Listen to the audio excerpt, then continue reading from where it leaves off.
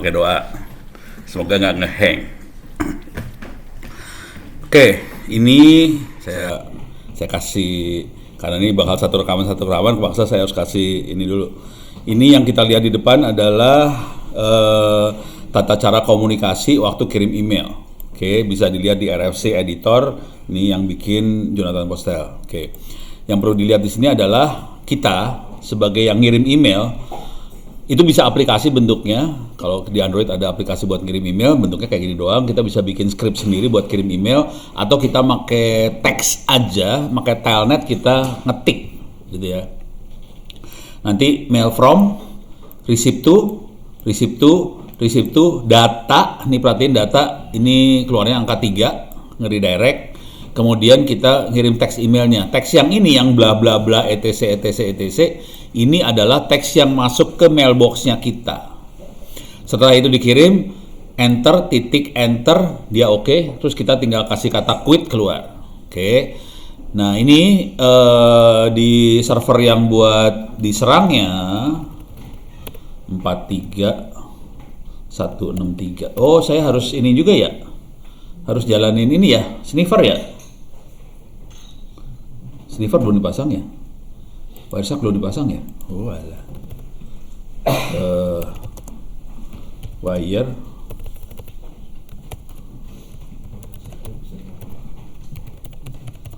Oke, Wireshark saya jalanin. Oke.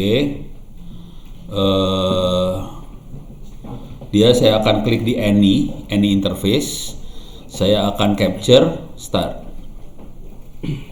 Jadi dia akan capture semua paket di interface apapun, dia akan catat capture. Oke, supaya bisa seru ceritanya.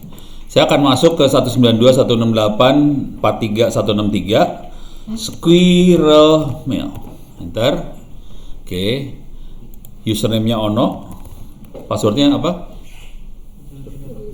Apa? Nggak standar, itu password paling kuat di dunia. Oke. Jadi ini kita punya webmail di sini. Kita punya webmail. Kalau mau kirim email bisa Kompos Ono namanya servernya saya bikin nama korban.com tes. Di sini kirim tes, terus send.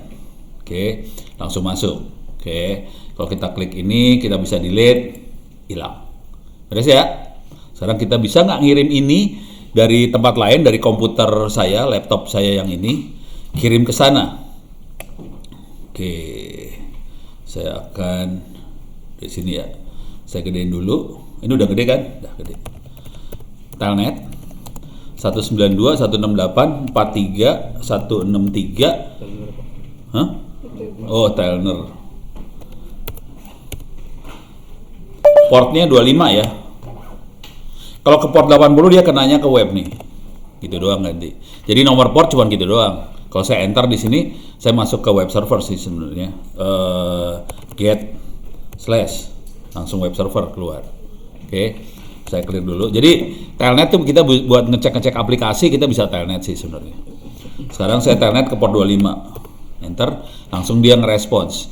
Nama dia adalah server lokal ISNTP postfix. Yang nggak dikasih tahu di standarnya tadi, saya harus ngasih kata hello dulu sebenarnya. Hello. Saya siapa? Harus memperkenalkan diri ke dia. Misalnya saya adalah astra.co.id. Ini perhatiin, saya bisa senak jidat loh.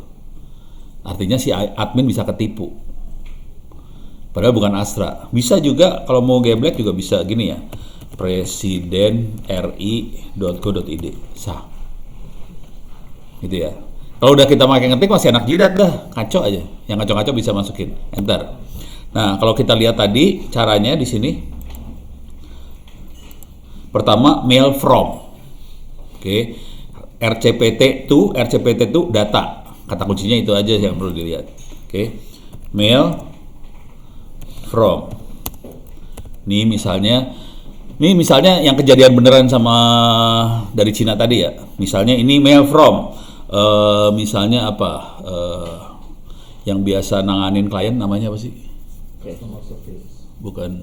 Kalau ada kerja ada order tuh apa? Procurement. Procurement kan kalau kita beli.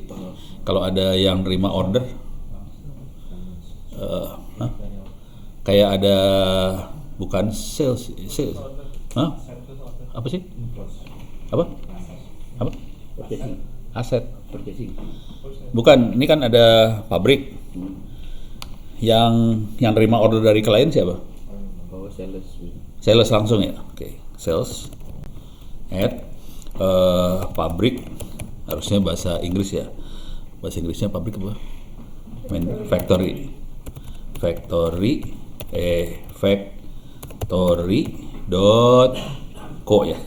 Gue nggak tahu bahasa Cinanya apa sih. CN. Jadi ada factory.co.cn. Enter. Oke. Dia bilang receipt to. Oke.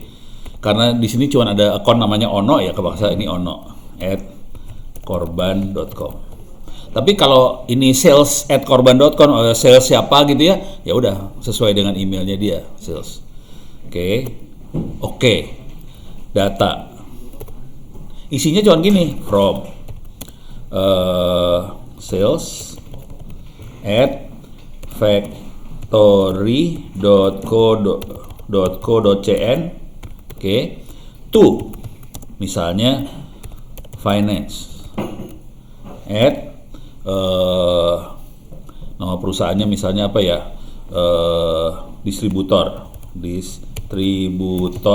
Indonesia.co.id gitu ya. Subject goods has been shipped gitu kan. Dear sir, the goods ordered by you have been shipped this coming weeks in 3, karena ini B2B mainnya kontainer bukan bungkus, containers, bal-balan. Please kirim duit bahasa Inggrisnya tadi naon? Send the money to the following. Tapi nanti harus nulisnya yang lebih serius ya, kayak following account. Nih misalnya Bank of China, account number-nya account number 12345678910 gitu ya. Udah, thank you. Udah. Ini orang finance-nya percaya loh. Kok Ono kebiasaan kirim email. Ini orang finance-nya percaya dikirim email kayak gini. Ini gua kirim ya. Kekirim kan? Quit. Oke. Udah ya. Sekarang kita lihat. Jadi orang finance percaya, dia transfer duit beneran. Transfer duit kan biasanya dikasih tahu harus bayar berapa. Kita kasih invoice lah. Invoice ya bener ya. Udah kirim duit, transfer. Udah. Padahal itu kan hacker. Nah, kita lihat di sini mail masuk apa kagak. Kita lihat di sini dulu ya. Ini kita capture di stop. Coba kita lihat. Ini kelihatan ada quit di sini. SMTP quit. Satu ketangkep. Analyze, follow, TCP stream kelihatan. Ada ya. Ini karena tidak di-encrypt loh. Terus kalau kita lihat di sini, reload, bismillahirrahmanirrahim, reload, klik, masuk, kita lihat, masuk. Percaya dia. Ngeceknya gampang banget sebetulnya. Kalau buat si end user ya, ngeceknya gini doang, view full header, klik. Udah mulai kelihatan nih di sini. Receive from presidenary.go.id. IP-nya 192.143. Nah, udah mulai kacau di situ. Jadi ini bukan kerjaan auditor. Ini kerjaannya ahli forensik. Digital forensik nih urusannya ya. Jadi yang ini namanya digital forensik, bukan auditor IT.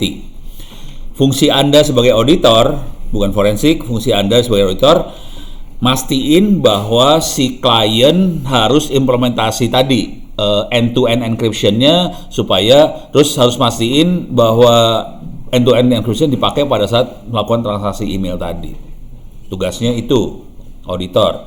Ini forensik. Urusannya cari barang bukti, bawa ke polisi. Cuman ini masalah dengan Cina. Susah. Pusing kepala. Jadi kejadian kemarin, akhirnya saya demoin ini di atas panggung, saya demoin. Selesai demo, acara selesai gitu ya, pada ngumpul ngerubungin saya, udah gitu, iya Pak, kejadiannya seperti itu persis kayak gini, dihajarnya kayak gini mereka. Dan kalau udah kayak gini, BCA-nya nggak bisa apa-apa sih sebenarnya. Jadi bank nggak bisa tanggung jawab, karena order buat transfer duitnya datangnya dari finance langsung. Jadi ya udah, duit hilang, itu orang finance harus ganti duit tuh, nangis tuh. Kasir kan, nangis lu urusannya.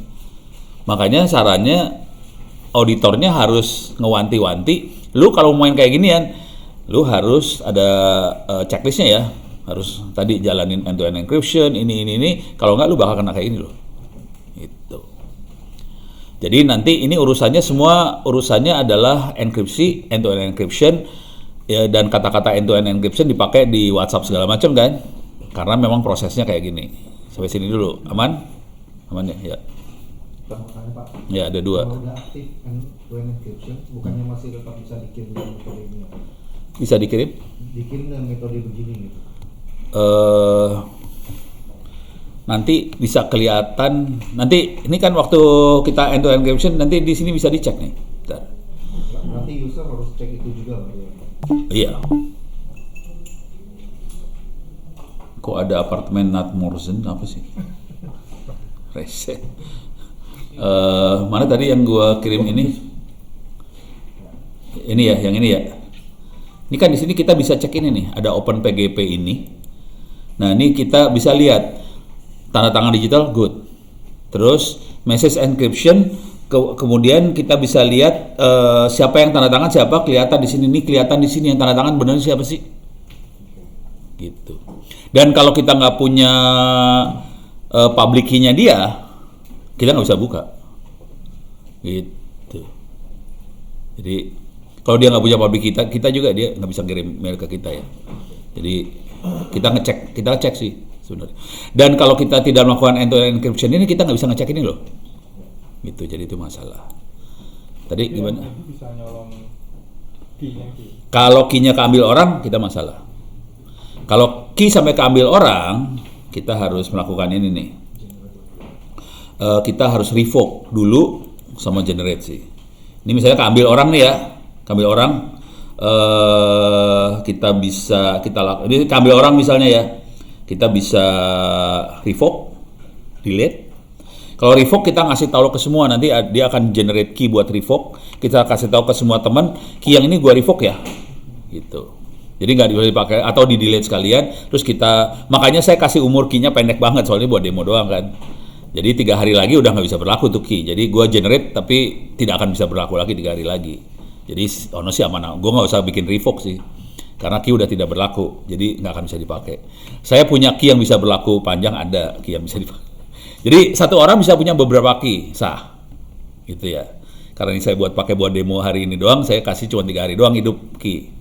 Udah gitu habis 3 hari dia mati. Tapi saya punya yang key yang setahun ada, yang buat komunikasi serius. Jadi kalau kita lagi komunikasi sama mabes segala macam, kita pakai key kayak ginian sih. Itu pakai yang serius gue makainya. Kalau sama lu pada kan nggak serius. Gue udah tahu kelakuan lu, jadi gue nggak pakai yang serius. Beres? Oke.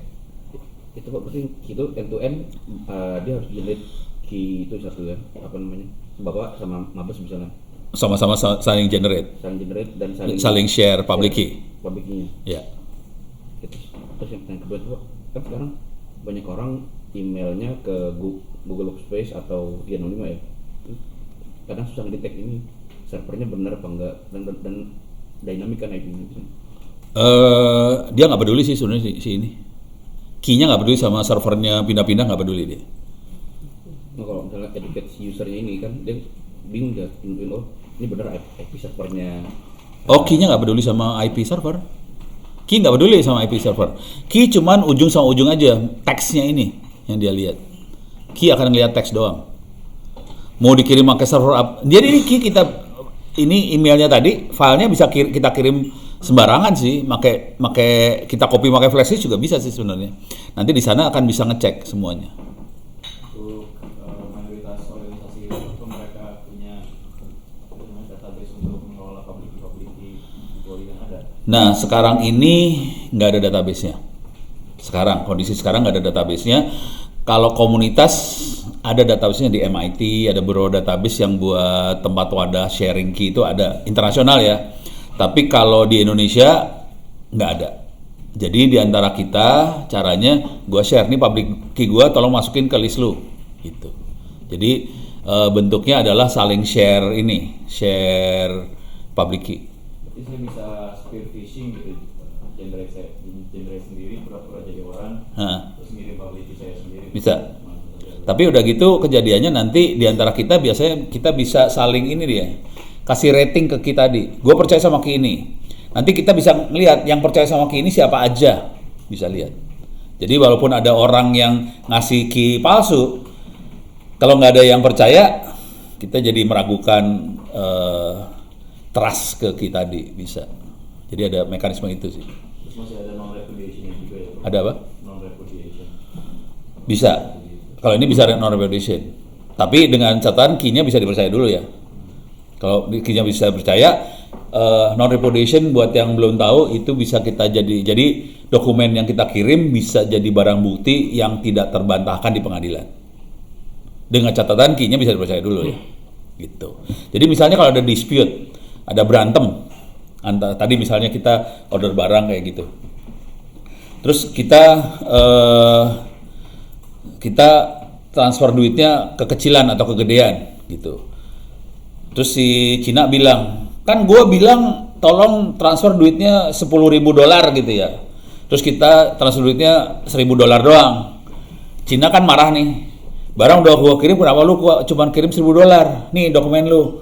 Coba dilihat. Nah ini bisa dicek pakai public key, private key dari digital signature. Kita bisa ngecek dokumennya benar atau salah. Bisa dicek dari tanda tangan digitalnya sih sebenarnya. Jadi bisa tapi syaratnya key-nya harus benar dulu sih. Kalau key-nya palsu ya bisa ngaco. Gitu. Udah ya. Oke. Bentar. Saya masukin ke konsep dulu kalau gitu ya. Konsep udah gitu nanti saya kasih lihat ini kan gue makainya GUI. Jadi Anda ngelihatnya masih gampang kan dunianya. Saya akan ngasih lihat konsepnya pakai PowerPoint. Jarang banget orang pakai PowerPoint. Saya akan ngasih lihat konsepnya pakai PowerPoint, abis itu saya akan masuk ke command line, apa yang terjadi di command line. Gitu ya. Oke. Ada pertanyaan? Nggak ada. Oke. Gue denger. Oh, nggak ada. Oke, siap. Ini bisa diambil di sini. Bentar. Kalau mau ngelihat bisa diambil di LMS Ono Center ORID/pustaka. Masuk ke doc. Masuk ke sec pakai sec. Pustaka doc sec, bukan pakai X ya. Sec. Paling bawah saya gedein. File paling bawah adalah PPT migrasi ke e-commerce. PowerPoint ini dibikin bulan 5 tahun 2000. Keren boh. Ini dibikin sekitar 23 tahun yang lalu. Ini adalah dasar dari Undang-Undang ITE. Jadi kalau tahu yang namanya Undang-Undang ITE, ini dasarnya yang bikin bukan saya. Saya dapat dari yang bikin dasar tadi. Udah almarhum sih doh. Jadi gue kadang-kadang ngomongnya nggak enak juga nih. Yang ini udah almarhum, ini udah almarhum. Aduh, udah orang tua banget ya. Jadi waktu zaman itu kita lagi ngomongin yang namanya e-commerce. Ternyata nggak booming banget e-commerce. Yang booming adalah toko online. Kalau e-commerce tuh gini cara berpikirnya. Ini ada perusahaan dagang online, ini ada perusahaan dagang online, antar perusahaan melakukan transaksi. Kalau sekarang kan ada toko online, terus ada penjual, ada pembeli. Oke. Bukan e-commerce itu yang kita pikirin waktu itu. Kita mikir antar perusahaan saling transaksi, kira-kira kayak gitu. Ini saya akan loncat e-commerce-nya, saya akan masuk proses transaksinya langsung di bawah sini. Ini dia. Yang bikin adalah Arianto Mukti Wibowo. Siapakah dia? Meninggal muda sih dia. Arianto Mukti. Ada yang kenal nggak sih? Hah? Wibowo. Oke, nih. Nih batu nisannya. Udah meninggal sih. Ini orangnya masih muda kan? Dia itu sekolahnya di Singapura. Lupa antara NUS atau Nanyang, lupa kalau nggak salah sih NUS. Dia di Singapura dan dia yang ngasih dasar ke undang-undang ITE yang kita pakai sekarang. ITE itu ada 2 undang-undang dijadiin satu. Ada informasi elektronik sama transaksi elektronik. Informasi elektronik yang bikin orang-orang Unpad, transaksi elektronik yang bikin UI. Otaknya dia. Beres ya. Jadi gue harus kasih kehormatan. Jadi sebelum meninggal dia kirim email ke gue sih. No, tolong ilmu gue disebarin gitu doang. Jadi ini supaya kreditnya ke dia. Jadi ntar kalau doain Arianto kalau yang ini. Kalau yang kemarin buku-buku yang gue kopiin, doanya ke gue itu, walaupun gue nyolong.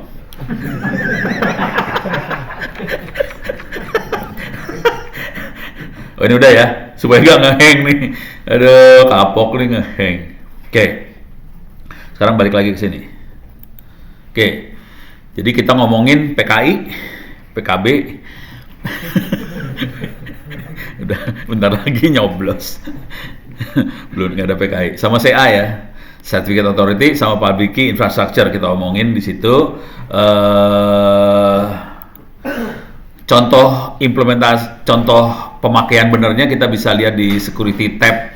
Ini di Microsoft apa sih namanya ini zaman dulu apa sih? XP. Iya ini Microsoft apa sih? XP. Explorer. Explorer ya, XP. Gue mikirnya XP tuh IE yang ini IE Internet Explorer. Satu lagi adalah Netscape. Tolong dilihat di sini security certificate ada your people web sama signer. Signer itu tanda tangan itu CA, Certificate Authority. Sekarang kalau di dunia yang hari ini bentuknya seperti apa? Bisa kita lihat di sini. Oke. Masuk ke setting. Mana dia security teh? Ini dia. Security privacy, gue gedein ya biar kelihatan lebih enak. Kegedean banget. Oke. Terus kita lihat ke bawah. Ini ada security lagi. Kita klik. Lihat lagi ke bawah. Ini ada manage certificate. Ada your server authority. Oke. Kalau your tuh sertifikat kita, server tuh punyanya server misalnya kita Google apa segala macam. Authority, certificate authority. Kalau tadi kalimatnya signer yang tanda tangan. Jadi logika pikirnya ada yang ngasih tanda tangan, yang tanda tangan bahwa lu bisa dipercaya. Terus ada kita bisa punya sertifikat, server punya sertifikat. Hari ini sebagian sertifikatnya hanya server. Kita sebagai user nggak punya sertifikat. Sertifikat ini bisa dipakai sama. Jadi kondisi hari ini user bisa autentikasi server, server tidak autentikasi user. Kebayang? Itu bikin masalah sebenarnya. Jadi autentikasi cuma satu arah, user autentikasi server. Server tidak autentikasi user. Kalau di HTTPS. Kalau yang tadi waktu di email saling autentikasi, pengirim sama penerima saling autentikasi. Ini pengirim penerima benar bukan, ini pengirim benar bukan. Itu bedanya. Kalau kita pakai OpenVPN, server akan mengautentikasi user, user akan mengautentikasi server. Kalau kita pakai VPN SSH biasa atau VPN-nya PPTP punya Microsoft, itu hanya server autentikasi user masuk ke IP server tidak autentikasi, sebenarnya cuma masuk ke IP server cuma autentikasi username password si user ya, server autentikasi user dengan username password. Kalau OpenVPN pakai public key private key dua-duanya kiri kanan. Jadi OpenVPN lebih aman sebenarnya. Oke, ini kebayang ya? Oke. Yang jadi masalah besar di authority. Oke. Bisa Anda lihat di browser Anda masing-masing. Tolong cari ada nggak otoritinya Indonesia. Coba cari, lihat baik-baik. Ada Indonesia kagak? Catalana, Amazon, Amerika, Autoridad de Certification itu Spanyol kali ya, Prancis ya. Autoridad de Prancis lagi, Baltimore, Amerika, Bypass bukan Indonesia, Church Sign, Cina, Chunghua, Cina, Komodo, Indonesia, Komodo. Ada Pulau Komodo tapi yang ini bukan. Java dong Pak, Java. Bahasa Java, Indonesia, bukan. Kayaknya kita optimis banget padahal kasihan nih. Itu ada Pak, ORG orang utang. Ini lu lihat dari ujung ke ujung gak ada Indonesia nih. Ini apa? Bukan Indonesia. Oke. Mudra Indonesia. Bukan, ini nggak ada Indonesia ya. Ini Hong Kong, Identitas, Internet Group, bukan Indonesia. Jepang. Kro Jawa, kagak tahu dari mana. Microsec, nggak tahu sama. Microsoft, Indonesia, bukan. Udah lu sampai ujung, sampai udah S, Swiss, T, Taiwan, sampai ini Verisign, nggak ada Indonesia. Ini masalah. Artinya kepercayaan kita bergantung pada luar negeri. Masalah besar nih. Teorinya yang bikin ini namanya Kominfo sama BSSN. Dan mereka juga bikin sih sebenarnya bikin. Cuman mereka tidak sanggup sampai bisa masuk ke dalam browser. Konsekuensinya apa? Kita sebagai bangsa Indonesia supaya bisa masuk segala macam masuk browser, caranya BSSN harus ngasih sertifikatnya terus kita impor. Masuk dah ke browser. Bayangkan 200 juta rakyat Indonesia harus impor sertifikat. Geblek kan namanya. Ya udah, nasib lu punya bangsa kayak gitu.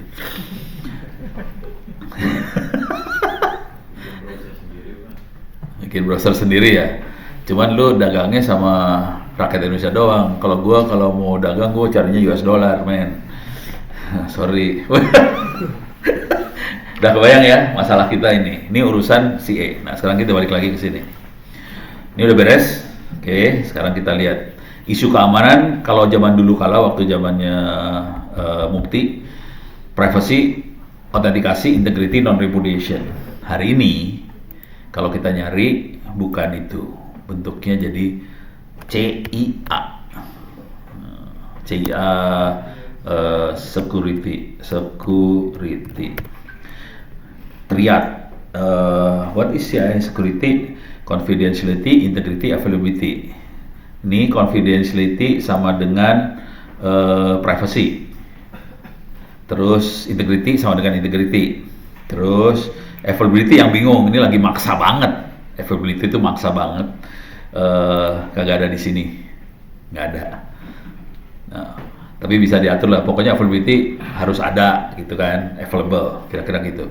Tapi saya lebih struck sama ini sih. Privacy, autentikasi, integrity.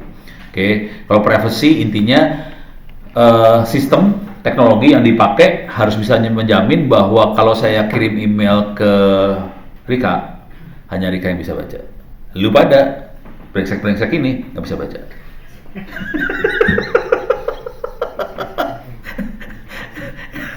Rika kirim email ke orang, hanya orang yang bisa baca dong.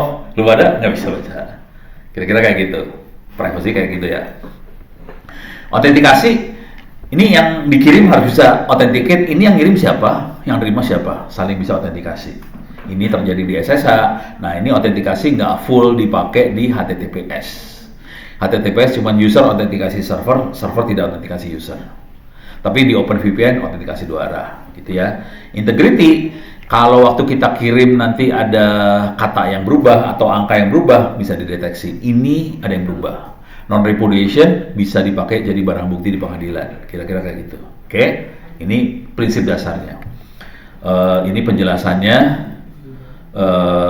Oke, ini kelihatan presidennya Gus Dur. Waktu itu presidennya Gus Dur ya, kasihan banget ya. Lu udah lahir semua kan? Kelas berapa ya? Hah? Presiden Gus Dur, ketahuan yang bikin slide-nya udah tua. Oke, sekarang teknik kriptografi ada dua teknik besar, satu simetrik, satu asimetrik. Kalau simetrik caranya adalah teks di-encrypt, dikirim, kunci buat enkripsinya dikirim sebelah sana juga. Ini jadi masalah, gimana caranya kita ngirim kunci yang di-encrypt tadi. Ya kalau teks yang di-encrypt barengan sama kunci-kuncinya ya semua orang bisa buka. Ya, ini dipakai di Perang Dunia II, teknik ini. Namanya, udah tahu belum? Hah? Simetrik di Perang Dunia II dipakai di mana?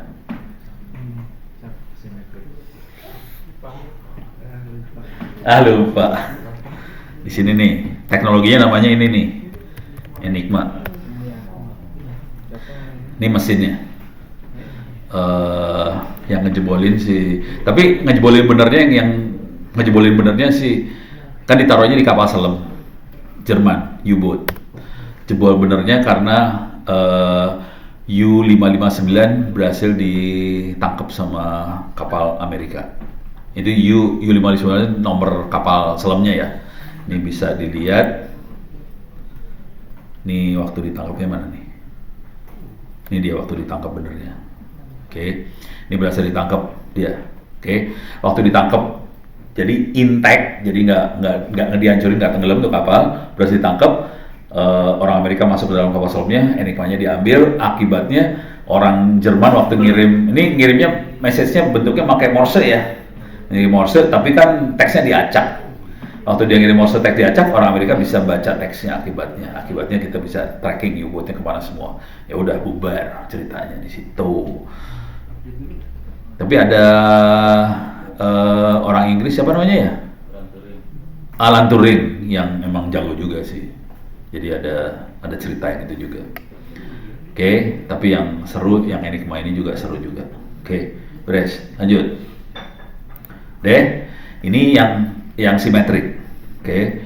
Ini pada zaman dulu kala kita cuma pakai panjang bitnya 128. Hari ini berapa tadi? 4096 bit panjangnya.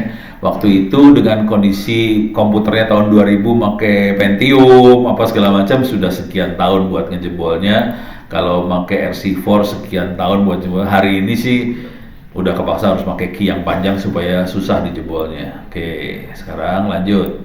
Sekarang kita masukin ke tanda tangan digital. Nah, ini yang dipakai buat tanda tangan konsep tanda tangan digital di dokumen-dokumen.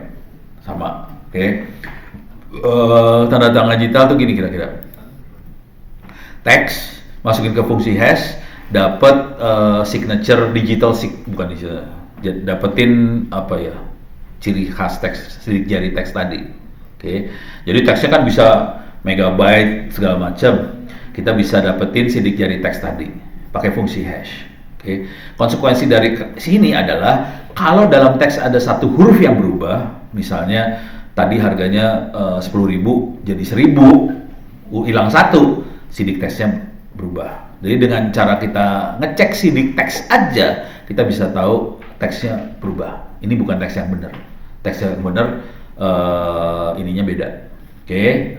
Kemudian yang dilakukan supaya jadi tanda tangan digital adalah sidik teks di encrypt pakai private key si pengirim.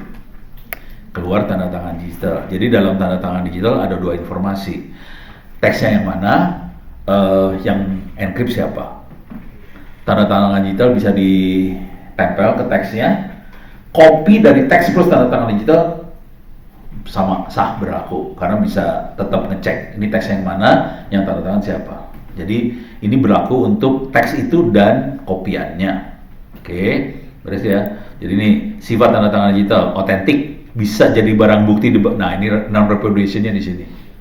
Oke, jadi tanda tangan otentik bisa jadi barang bukti di pengadilan, sah untuk dokumen itu atau kopinya dapat diperiksa dengan mudah oleh siapapun. Kenapa oleh siapapun? Karena yang punya public key Anto ini semua orang bisa punya.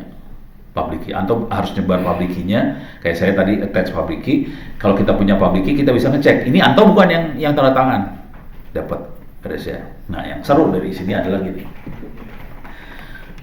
Ini gue waktu itu yang ngundang Bu Ika, Kepala Dinas Kominfo Jawa Barat. Oke.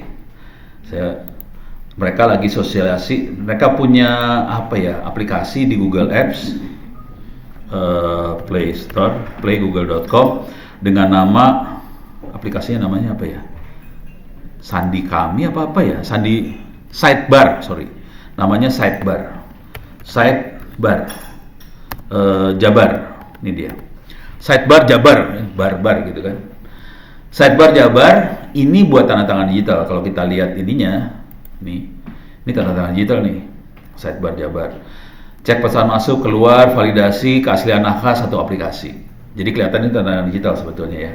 Kalau kita klik ke sini, buat tanda tangannya gimana, segala macam bisa diatur di sini. Ini tanda tangan digital nih. Jadi, ini ada surat, dia kasih tanda tangan digital. Oh, di bawah sih. Coba kasih lihat mana tanda tangan digital. Nah, ini kelihatan. Kalau perbaiki naskah harus tanda tangan ulang loh. Kalau naskah dirubah tanda tangan ulang.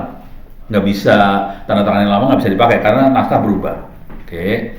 Terus gimana lagi? Gue pengen ngasih lihat tanda tangan digitalnya. Ini pakai password. Nih, bentuknya QR code tanda tangan digitalnya ya. Oke.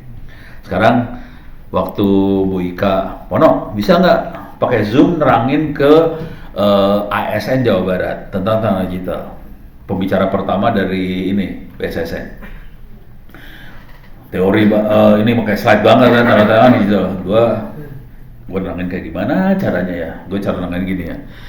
Ya Bapak Ibu pakai Zoom nih ya. Bapak Ibu pakai Zoom. Saya bikin surat nih kepada yang terhormat YTH.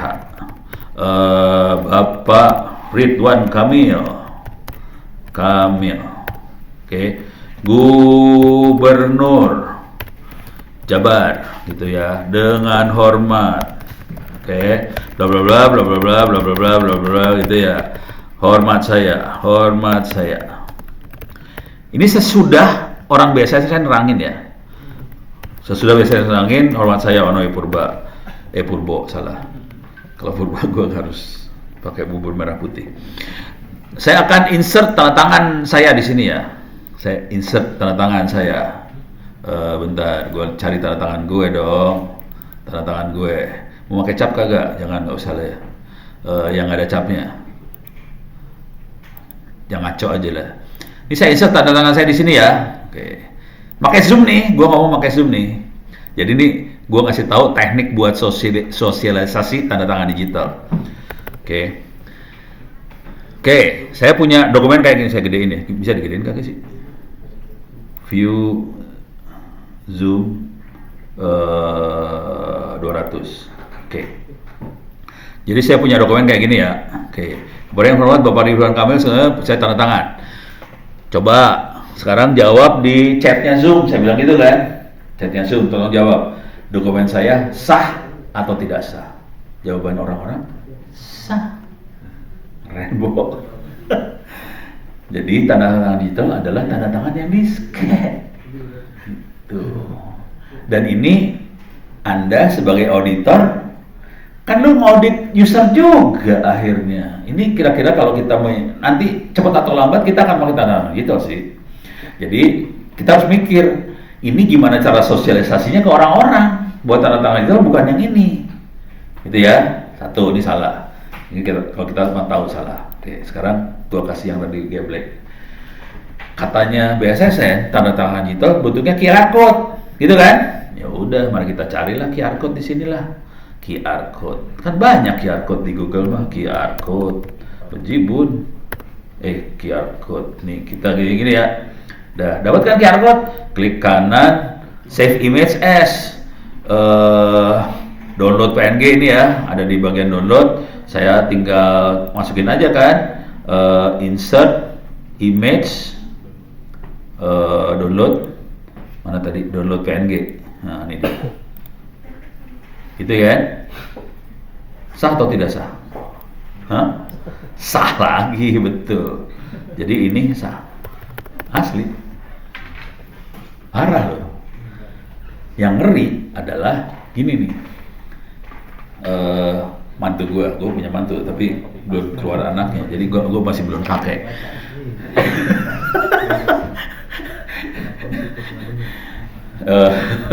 Mantu gue cewek, kerjanya di DPRD DKI. Oke, suatu hari dia ngasih lihat dong ke bapaknya ini, Pak, ini ada surat gini. Gue kan orangnya rada kepo. Ini ada surat, surat ini tidak perlu ditandatangan karena sudah ditandatangan digital. Ada kata itu doang. Surat ini tidak perlu ditandatangan, tanda tangan digital. Gue nanya dong, QR code-nya mana? Pokoknya sesuatu yang kayak gitu-gitunya mana? Cuma gini doang. Udah ada kata-kata sudah ditandatangan digital, jadi nggak perlu tanda tangan basah lagi. Gitu. Keren, Pok. Republik lu keren banget, gue gak stres. Alhamdulillah punya republik kayak gini. Itu masalah besar loh itu. Lu bayangin itu DPRD dan dia itu suratnya surat penting. Bikin tanda tangannya cuma gitu tulisannya. Tidak perlu ditandatangan basah karena sudah ditandatangan digital. Nggak ada QR code, nggak ada apa-apa. Horor. La ilaha illallah. Mau ngomong apa coba? Pusing nggak? Pusing. Republik lu pusing. Jadi ini ngasih tahu kondisi real di lapangan kayak gini ya. Udah, ini beres. Sekarang kita mulai lanjut lagi. Yes. Sekarang ada yang jualan di signature itu pakai privy. Iya, privy segala macam. Itu maksudnya berarti kurang ini? Enggak, kalau privy dia minta private key, public key. Kita harus generate public key, private key sama dia. Dia sebagai platform buat komunikasinya ya. Tapi kita harus generate public key, private key sama privy-nya. Jadi saat kita dapat itu kita taruh di situ nggak apa-apa. Nah, yang jadi masalah private key-nya disimpan di mana? Kemungkinan disimpan di privy-nya. Dan kita login pakai username password ke privy dengan asumsi privy punya private key-nya kita di sana. Mudah-mudahan nggak hilang tuh private key. Itu aja sih. Oh, no. Yes. Kalau yang tanda tangan scan itu namanya tanda tangan apa tuh berarti? Tanda tangan scanan. Masih tanda tangan bahasa ya? Nggak basah juga sih, orang scanan. Kalau basah tuh gini caranya basah. Nah, ini yang seru gini ya. Tanda tangan yang ada aturannya cuma tanda tangan digital. Tanda tangan basah itu tidak ada aturan. Tidak ada di dalam aturan apapun. Emang ada? Tulisan, lu cari di aturan. Paling kata-kata ada tanda tangan nggak sih? Nggak ada. Ada tanda tangan doang. Jadi bahasa tuh nggak ada aturannya loh sebetulnya. Gitu. Mungkin cap ada ya, tapi kalau tanda tangan nggak ada di aturan. Yang ada di aturan hanya tanda tangan digital. Gitu. Mulai pada mikir loh. Ini masalahnya dunia nyata mulai masuk ke dunia cyber. Gitu. Nih, kita mulai jalan lagi ya langsung ya, biar cepat. Ini beres. Oke, sekarang kita mulai masukin yang namanya sertifikat digital. Jadi kira-kira dalam bahasa sederhana ini KTP. Tiap orang punya identitas, punya sertifikat KTP, ada nomornya, ada identitasnya. C itu country, or organisasi, OU unit organisasi, di mana CN namanya, nama si korban, punya masa berlaku. Terus ada public key. Nah, ini semua kita bisa generate lokal.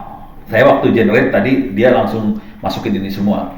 Cuman waktu kita sebarin, kalau kita mainan dengan CA, Certificate Authority, CA akan bikin tanda tangan digital di sini bahwa ini sertifikatnya sah. Yang menjamin saya, CA, dia ngasih tanda tangan di sini. Jadi ini ada konsep tambahan. Jadi ada teks isinya sertifikat, ada ini nanti pakai format X509 kalau nggak salah. Jadi ini teksnya ada formatnya tertentu. Jadi nggak bisa file teks biasa. Tulisan kayak gini nggak ada format yang harus diikutin. Kemudian tanda tangan sama CA ini. Oke.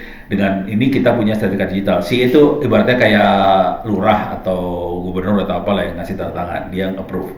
CA ini yang VeriSign dan teman-temannya tadi. Gitu ya. Nah, terus di sini keuntungan dengan sertifikat digital, kita bisa bikin komunikasi tertutup antara dua pihak. Saling otentikasi soalnya. Jadi ini pipanya ketutup, yang bisa lihat ya cuma dua ini, yang lain nggak ada yang bisa lihat. Beres ya. Terus saling otentikasi, bisa membuat dan meriksa tanda tangan. Oke. Ini bisa dipakai buat izin digital, contohnya namanya paspor digital. Konsepnya ini persis. Bisa dibuat offline, caranya semua public key segala macam dibikin, di copy ke mesin di airport, jadi offline bisa sih sebenarnya. Gitu. Tapi harus di-update periodik karena kan terus banyak tuh orang yang bikin.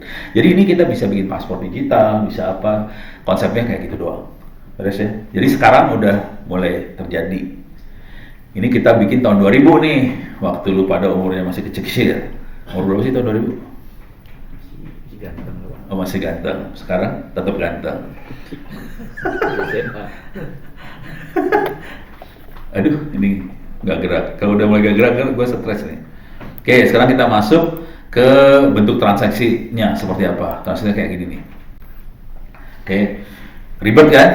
Nah, sekarang saya akan ceritain prosesnya. Prosesnya sebenarnya cuma orang, si Alice, ngirim file teks dari komputernya Alice ke komputernya Bob. Kalau kita klik send, sampai sebelah sini Bob langsung baca, nggak masalah. Cuman tadi yang kan kalau kita lihat di sini, nih ya, nih, waktu kita write, oke, saya encrypt, saya klik. Akibat saya klik encrypt, dia ngerjain proses yang sisanya tadi. Kalau saya nggak klik encrypt, proses bawah ini nggak dikerjain. Dia cuma kirim teks plain aja ke ujung sebelah sana, proses ini nggak dikerjain.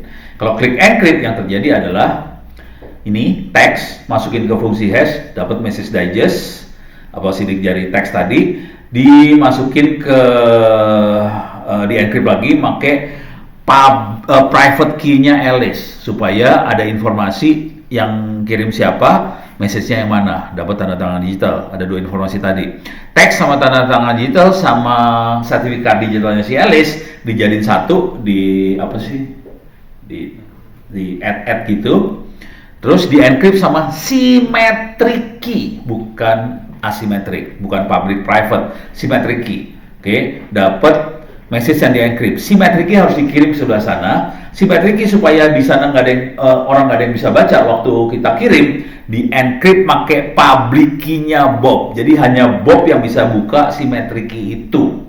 Nah, ini penting nih. Jadi kita hanya bisa kita kirim dan kita bisa menjamin bahwa hanya Bob yang bisa buka, yang lain nggak ada yang bisa buka. Terus ya. Jadi caranya symmetric key di encrypt. Jadi symmetric key tetap dipakai sampai hari ini. Jadi Enigma itu masih dipakai sampai hari ini, cuman Enigmanya dicampurin sama public private. Dapat public key Bobnya dari mana? Dari sertifikat digitalnya ini. Cuman kalau saya tadi saya nggak pakai sertifikat digital, saya public key-nya gue kirim, nih, gitu kan, beres. Oke, public key-nya dapat, dikirim, saya dapat digital envelope. Jadi ada encrypted message, ada digital envelope, dikirim dua-duanya. Ini nggak bisa dibaca sama semua orang. Oke, terus di sini tanda tangan digital di decrypt sama private key-nya Bob. Digital envelope di decrypt sama public key envelope, dapat symmetric key yang buat ngebuka message tadi. Symmetric key-nya dipakai buat decrypt message-nya, message kebuka. Pada titik ini kita bisa baca message-nya. Cuma di sini titik ini kita nggak tahu ini message-nya dirubah nggak di tengah jalan. Oke, buat ngecek apakah ini message dirubah atau enggak, kita harus ngelihat message digest, kita compare message digest. Jadi message masukin fungsi hash, dapat message digest dari tanda tangan digital, di decrypt pakai public key-nya Alice yang diambil dari sertifikat digitalnya Alice, dapat message digest. Dua message digest di compare sama, oke, message benar. Gitu. Beres ya. Sekarang kita akan praktekkan dalam bentuk command line. Waktu tinggal 30 menit. Stres gue. Masuk ke sini. Ono Center. Masuk ke GNU PG. Oke. Salah. Jangan GNU PG, GPG. Nih. Oke, di sini ada mini how to. Oke, ada mini how to. Ini mainnya command line semua ya. Jadi kelihatan banget proses yang terjadi seperti apa. Saya bisa generate key. Cara generate key cuman GPG gen key ini. Ini saya akan, atau saya lihat key yang udah ada apa aja ya. Kalau generate key kayak gitu kira-kira Nah, di sini ini adalah sorry, yang bawah ini bawah. Nah, ini adalah entitas yang dipakai buat di sertifikat digital. Yang di atas itu kapan dia expire. Yang ini adalah teknologi enkripsi apa yang mau dipakai. Beres ya. Itu waktu kita generate key.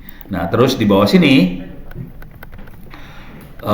saya akan pengen lihat saya punya key siapa aja sih. Takutnya udah expired nih. Soalnya gue kalau generate key cuma 3 hari, seminggu gitu kan, buat demo-demo doang. Ini bukan laptop kerja, ini laptop demo. Kerja saya pakai komputer di rumah yang lebih serius. Ini demo ya 8 GB, pokoknya sengsara dah. Saya punya key expired bulan 7. Belum expired. Oke, masih hidup nih Ki. Teman, ini buat ke ono@indo.net.id. Jadi key yang ada di sini dengan key yang ada di tadi Thunderbird beda sih. Jadi dia nggak nyambung. Dulunya disambung. Antara ini sama Thunderbird disambung, tadinya disambung. Kalau sekarang jadi saya harus ekspor import public key-nya dari Thunderbird ke Shell kalau mau dimain di Shell. Saya sengajain nggak saya sambungin supaya saya bisa ngotak-atik ngoprek bebas merdeka. Dah, sekarang saya akan coba mainin ya. Jadi saya tahu saya punya key buat Ono. Oke.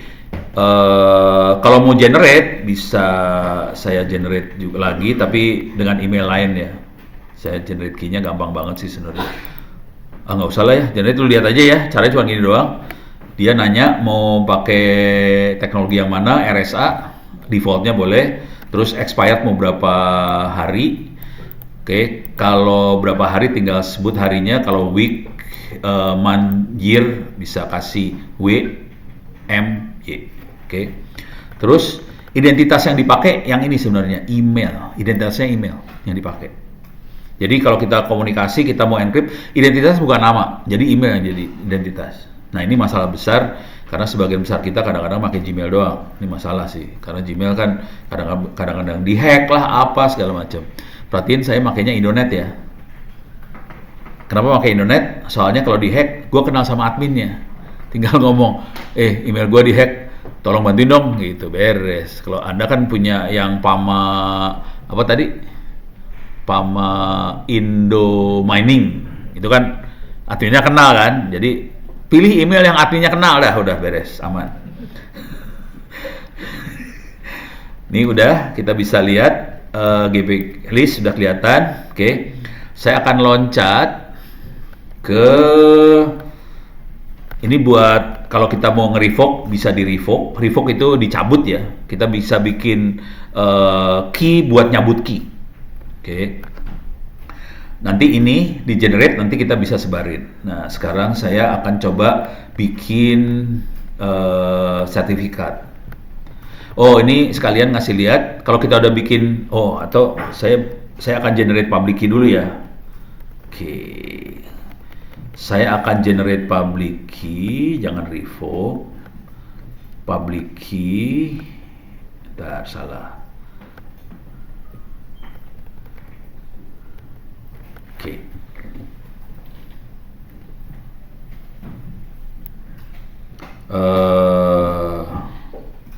Ini ya, export harusnya ini sih. Oke. Bentar, cara export public key bener nggak ya itu ya? Bentar, gue sambil nyari. Ini dia yang bener. Oke.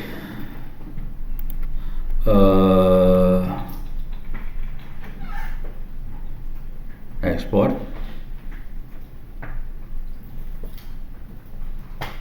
Output. Oke. Tadi kan kita akan tadi waktu saya di email saya kirim public key ke orang kan ya. Oke, cara bikin public key kalau pakai command line kayak gini caranya. GPG output minus output, nama filenya apa, yang saya ekspor public key-nya siapa. Oke, jadi saya bisa ekspor di sini, clear layar. Saya bikin folder dulu ya. Foldernya namanya key. Saya cd ke folder key biar nggak ngobok-ngobok. Saya tinggal nge-delete folder aja. GPG minus output. Kita kasih nama filenya apa, terserah apa aja. Kita kasih nama misalnya public key OWP GPG. Oke. Kita ekspor ono@indo.net.id. Soalnya saya tahu, saya punya key di situ. Enter. Oke. ls. Sekarang ada public key OWP GPG. More. Public key OWP GPG. Oops, sorry. Bentuknya binary supaya dia jadi teks harus ditambahin apa ya, bentar. Armor. Saya harus tambahin armor di sini ya. Armor. Jadi saya harus tambahin minus armor. Override, yes. Tapi ini formatnya saya tambahin armor nih di sini ya. Sekarang kita lihat more public key ono GPG. Nah, ini bentuknya kayak gini. Public key yang benar yang waktu kita kirim di attachment tadi di email, bentuk aslinya seperti ini sebenarnya. Oke. Jadi kita bisa generate public key terus kita kirim ke orang bisa. Jadi kita nggak perlu servernya di mana, nggak peduli sih sebenarnya. Kita bisa kirim email bentuk file text attachment, saya kirim di email, bentuknya kayak gini gua kirim. Asal gua kirim dulu public key-nya ke sebelah sana, dia bisa detect public key, udah gitu dia bisa masukin ke listnya dia, nanti dia bisa proses mailnya. Ini baru public key ya gua kirim. Public key udah kita generate. Oke. Sekarang kita akan yang rada ngaco dikit. Saya pengen bikin tanda tangan digital. Ini cara import public key. Kita bisa import public key, jadi kalau kita dapat public key, kita bisa import public key-nya ke daftarnya kita. Misalnya, Rika ngirim public key ke saya, cara ngimportnya, Rika ngasih nama file apa gitu ya, cara ngimportnya cuma gini aja, GPG import, ini masuk ke dalam, kalau GPG list key jadi keluar ntar. Oke, beres ya. Kalau tadi kan kita ngerjainnya pakai GUI, jadi gampang semua. Ini kalau ngerjain tidak pakai GUI. Oke. Sekarang saya pengen ngasih lihat yang namanya tanda tangan digital. Gua masukin kagak ya? Gue lupa. Gua masukin sini kagak ya? Nah, ini ada trusted sama untrusted key. Kita bikin key bisa kita trust. Jadi ada key kita bisa tanda tangan sih. GPG edit key kita bisa sign tanda tangan. Jadi key-nya siapa? Misalnya saya dapat key dari Pak Tony, dapat key ya. Saya bisa sign ke key tadi. Oke, Tony sudah dipercaya sama Ono, gitu. Kira-kira kayak gitu. Nanti kelihatan di sini nanti. Release sign, yes, save. Nanti bisa kelihatan di sini. Dan ini kita bisa kirim, pakai armor bisa. Oke. Nah, oh ini encrypt decrypt. Digital signature-nya mana ya? Oh, ini dia. Kita akan lihat membuat tanda tangan digital ya. Kita akan membuat tanda tangan digital dari sebuah dokumen dan kemudian ngecek. Jadi caranya gini. Ini file doc-nya kita sign. Output-nya adalah tanda tangan digitalnya adalah yang ini nih ya. doc.sign. SIG. Ya kita kasih nama suka-suka apa aja sih. Oke. Nah, untuk ngeceknya verifikasinya decrypt, docsig, output, doc. Kira-kira kayak gitu. Kita kerjain ya. Kita kerjain ini. Oke, tolong dilihat nih GPG minus output, docsign, sign dokumennya. Oke, saya akan bikin dokumen blow on banget ya. VI misalnya percobaan.txt. Oke. Ini percobaan aja. Oke, ls. Percobaan, isinya kayak gitu doang ya, bukan sulap, bukan sihir. Sekarang kita bikin tanda tangan digital untuk percobaan.txt. Oke, formatnya saya ulang lagi, GPG, output, docsign, sign, doc itu tadi percobaan.txt ya. Oke, kalau nggak mau pusing saya giniin aja,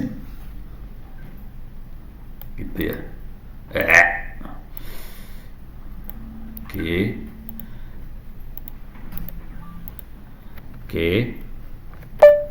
Ini percobaan.txt. Sini bisa kita ganti kalau mau geblek kita ganti gini, percobaan.txt sign. Gitu ya. Biar ketahuan itu tanda tangannya. Kalau mau geblek mungkin saya bisa kasih minus armor. Biasanya suka gitu tuh, Armor. Armor atau Armor ya tadi ya? Oh ya, nggak pakai U ya? Oke, dia nanya password saya. Password dari private key saya. Gue lupa passwordnya. Apa ya gue kasih password? 1, 2, 3, 4, 5, 6. Iya benar. Password yang sangat bagus sekali. Oke. Jadi sekarang kita punya percobaan .txt. Sign. Kita coba lihat more percobaan .txt sign, bentuknya kayak gini. Ini adalah tanda tangan digitalnya nih sebenarnya. Oke, sekarang kita akan cek bener kagak sih? Mana sih tadi contekannya? Ini output doc, decrypt, doc sign. Kalau ini sign, ini decrypt. Oke, kita balik. Outputnya ini kita kasih percobaan out gitu ya. Decrypt, percobaan dot sign. Oke, langsung dia bisa lihat tanda tangan digital bagus. Yang tanda tangan ono, dia bisa ngecek. Oke, coba keluar nggak? More, percobaan out, text, keluar. Udah saya. Sekarang kita akan kita mainnya tanda tangan digital. Kalau mau encrypt decrypt doang. Kalau ada satu, jadi kalau kita ngirim file, kita nggak zip sih sebenarnya. Kalau zip kan semua orang bisa nerima file tadi. Kalau dia tahu passwordnya bisa kacau ceritanya. Kalau kita mau ngirim file ke seseorang dan kita mau tujuin ke orang itu aja, orang lain nggak ada yang bisa baca, kita akan pakai proses ini, encrypt decrypt ini dengan tujuan yang ditarget banget. Hanya orang ini aja yang bisa baca, orang lain nggak ada yang bisa baca. Tapi orangnya kita harus exchange public key, private key tadi. Public key-nya harus ditukar-tukerin, harus bisa masuk list dulu. Oke. Nah, untuk urusan tadi, ini bikin clear sign juga bisa nih.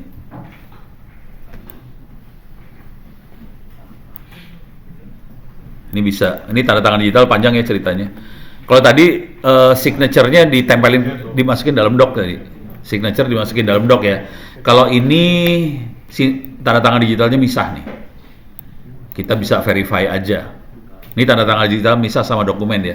Kalau tadi jadi satu, tanda tangan sama doc jadi satu, di encrypt semuanya. Oke. Kalau yang atas ini ya. Proses yang ini tanda tangan sama doc jadi satu, di encrypt. Kalau kita mau lepas tanda tangannya sama dokumennya bisa kayak gini aja. Ini tanda tangannya detach signature. Kalau mau verify cuman verify signature doc. Kita bisa ngecek. Jadi kondisinya dokumen sama tanda tangan misah file. Dua file yang beda, dua makhluk yang lain. Gitu ya. Jadi filenya tetap bisa dibaca sama orang normal, tapi orang normal itu bisa ngecek ini dokumennya bener yang ini atau bukan gitu. Gitu. Nah, yang sering dipakai untuk siapa namanya? Si tanda tangan digital dokumen pemerintah segala macam adalah yang ini nih. Yang detach signature. Harusnya tidak ditempel dalam bentuk QR code di dalam signature-nya. Misah. Soalnya dari QR code jadi bingung ntar. Jadi bentuknya nggak QR code sebetulnya harusnya. Oke. Nah, sekarang kita balik ke sini, kita akan main encrypt decrypt. Oke, kita akan ngirim file. Ini filenya GPG encrypt ASCII, siapa yang penerimanya?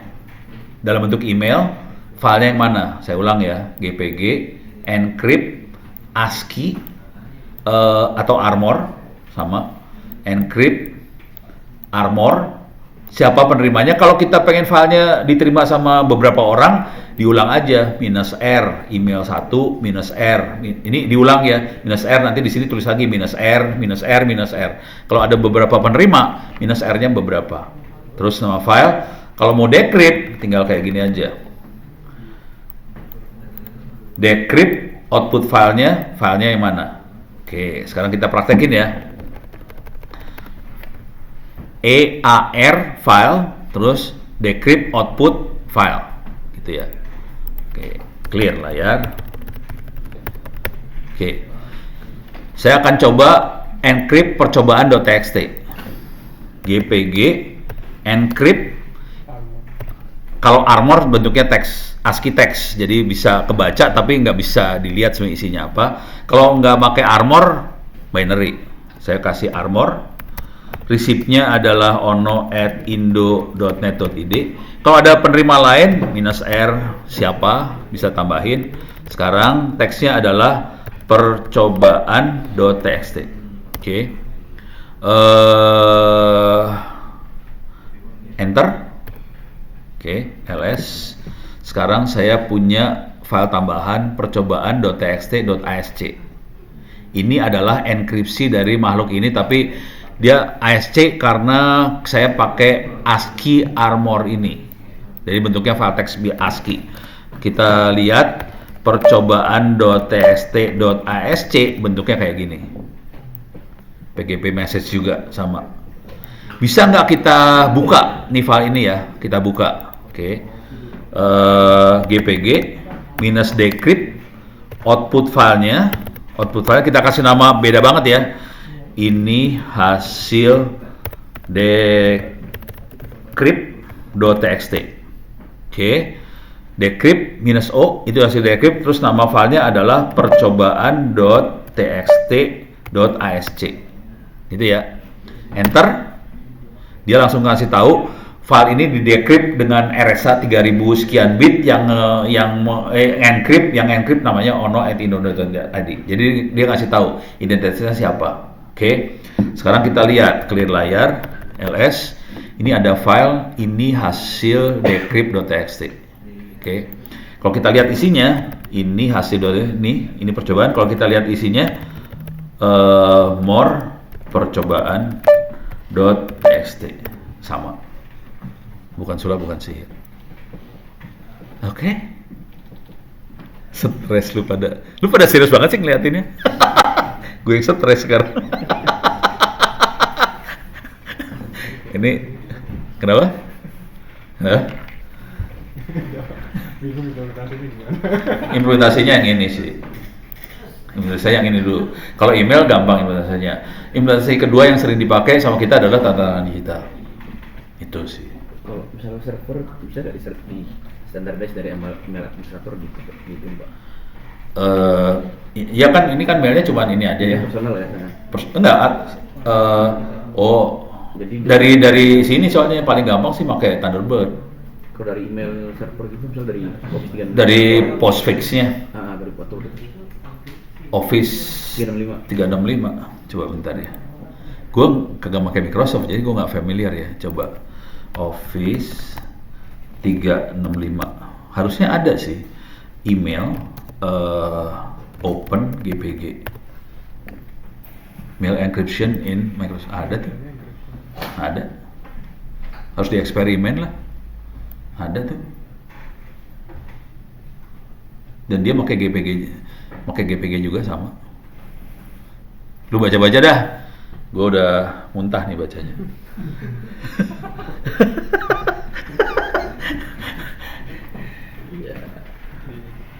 Ya sarannya sih nyoba-nyoba. Nah, kalau sudah mulai jalan kayak gini, email udah di-encrypt satu sama lain, kita jadi lebih merasa aman. Ini email benar-benar dari siapa, organisasi mana jadi enak. Gitu. Kalau nggak di-encrypt, lu nggak ada jaminan soalnya. Minimal tanda tangan digital sih, seperti itu. Jadi start dengan email. Yang lain yang perlu banget itu adalah si server TLS-nya harus jalan. Nah sekarang saya punya waktu 10 menit lagi ya. Oke. Saya akan coba ngecek TLS-nya. Tes apa ya? Evaluasi web. Coba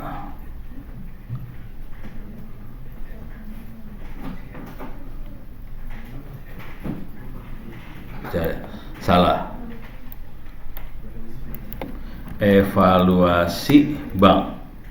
Ada nggak? Gue lagi nyari keywordnya. Gue udah pernah bikin soalnya. Kok bang soal semua isinya ya? Nih, meneropong institusi e-banking. Oke, kita bisa ngecek HTTPS dari masing-masing bank itu pakai punya siapa sertifikatnya. Oke, cara ngeceknya pakai perintah ini nih sebenarnya. Ntar, ini pakai nmap. Nih, nah ini dia. Open SSL spasi s_client connect.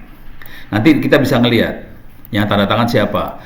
Anda perlu sadar bahwa semua entitas di Republik Indonesia CA-nya harus dari Indonesia. Itu undang-undang ITE kayak gitu ngomongnya. Padahal CA-nya Indonesia nggak masuk browser. Seru dah ceritanya. Ini pasti kita connect ke www.kominfo.go.id. Dari Indonesia kan? Kita lihat yang tanda tangan siapa. Enter. Connected. Nggak keluar. Lewat pisan. Oh, salah. Gua harus kasih port. Goblok, dasar. 443. Nah, keluar kan? Apa kata gue juga. Nih ya. Nih dia. Ini ya. Yang tanda tangan namanya Global Sign. Oke. Impreva.com. Pertanyaannya, itu entitas Indonesia bukan? Coba kita lihat impreva.com. Jadi sekarang taktiknya supaya tidak terlalu melanggar hukum, dia bikin kantor perwakilan di Republik Indonesia. Impreva.com Indonesia. Ada nggak?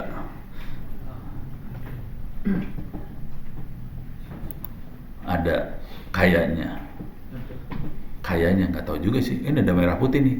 Choose country Indonesia. Gimana caranya Indonesia? Indonesia teh mana? FGHI Indonesia. Oke. Ini gue lagi ngetes sih. Kominfo mengikuti peraturan nggak sih? Kok dagang sih? Fortinet sih? Hah? Mana? Ini perusahaan distributor maksudnya, eksklusif masuk. Bukan, maksudnya gue pengen lihat dia ngeluarin sertifikat HTTPS-nya. Ini kagak, nggak tahu nih. Ini Kominfo melanggar hukum dia sendiri nih. Gue paling demen bagian yang ini nih. Coba kita lihat yang rada-rada ngaco-ngaco dikit ya. Ini Kominfo lagi melanggar hukum nih kayaknya. Coba kita lihat www.bca.co. Jangan BCA dulu lah, Mandiri lah. Mandiri itu apa? Koid atau Kom? Hah? Koid. Kok nggak keluar sih? Ini keluar? Oke. Yang tanda tangan siapa nih? Lihat di atas. Hah? Mana sih? Ini ya? Kominfo ini mah. Mana Mandiri teh? Oh, ini Mandiri. Komodo. Saudara. Mandiri makanya Komodo. Oke. Komodo Indonesia. Hah? Bukan, ada distributornya. Soalnya gue bisa ngevaluasi gue juga sih. Dia sombong gue. onocenter.or.id, saudara-saudara. or.id, enter. Kita lihat Ono pakai apa? Ono Center pakainya Sertigo, bukan Komodo, sorry, gue pikir Komodo, gue lupa. Tapi ini di Indonesia juga. Nah, ini gue makainya apa ya? Apa hosting gitu lupa. Ntar gue harus cek namanya. Tapi ini di Indonesia juga. Di Komodo juga ada wakilnya di Indonesia.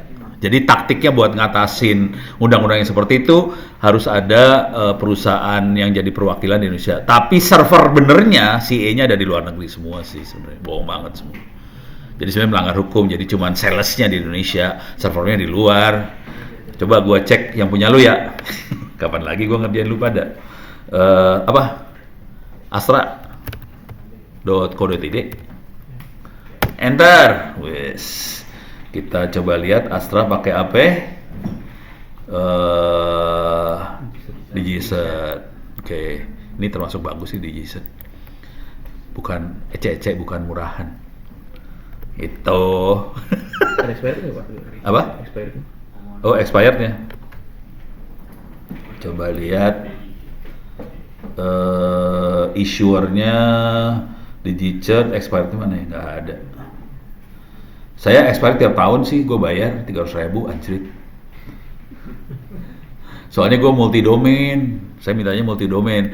Jadi bisa www.onocenter, bisa e-learning, bisa apa, bisa banyak. Satu sertifikat bisa banyak domain. Banyak domain. Iya, lebih mahal. Kan gue kaya. Dan siang itu bokeh. Iya, padahal bokeh. Sorry udah kaya. Siang bokeh, sore tiba-tiba kaya aja. Jadi ini tekniknya buat ngecek ya.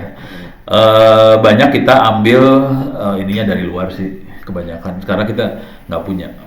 Jadi harusnya BSSN sama Kominfo jadi yang issuernya tadi, gitu kira-kira. Beres ya? Sampai sini ada. Lu baru lihat ya ginian ya? Baru Pak. Ya. Kenapa Kominfo sama BSSN nggak jadi issuer Pak? Soalnya di situ nggak ada cyber army yang ngerjain. Dia tahu jawabnya sih bajingan tuh. Hah?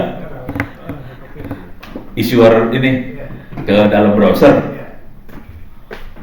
Storan kali ya, nggak tahu lah, nggak bisa dipercaya. Gue tidak tahu. Tapi kalau lagi ngomong kayaknya keren banget ya, gede-gede pada ngomongnya. Prakteknya mau ada nol semua. Sabar. Gitu. Beres ya. Sebelum gua kehilangan data, gua save dulu nih, gua udah stres nih.